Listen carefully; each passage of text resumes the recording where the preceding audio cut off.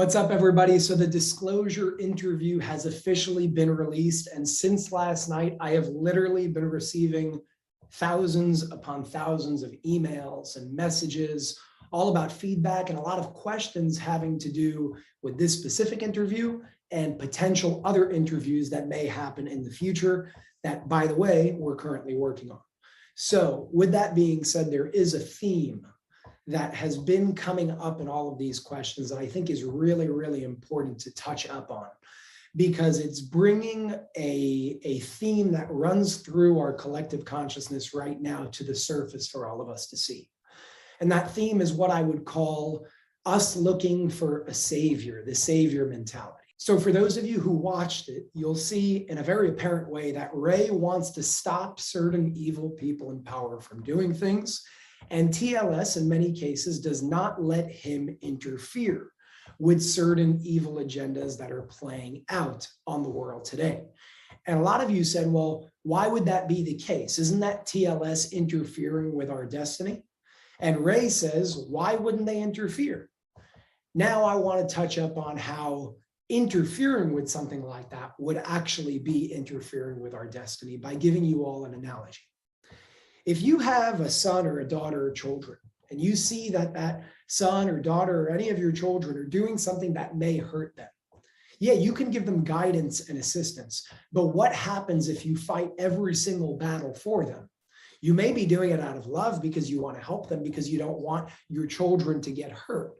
But what do you think is going to happen next? If you fight every single battle for your son or your daughter, and you don't let your children fight their own battles, then they're going to grow up without being able to evolve in the way that they could have with the opportunities and the obstacles that came their way. Now, when we magnify that to a global scale, to a worldwide scale, yeah, are some people going to get hurt? Absolutely.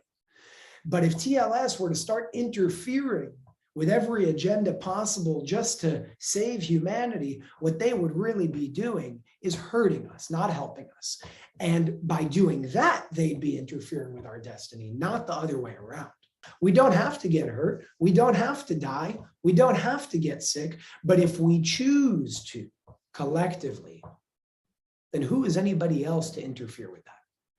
If we choose to not stand against tyranny, on the collective level, I know many of us are, but if enough of us choose not to, then interfering with something like that is interfering with our destiny. That is why TLS will never interfere with certain things.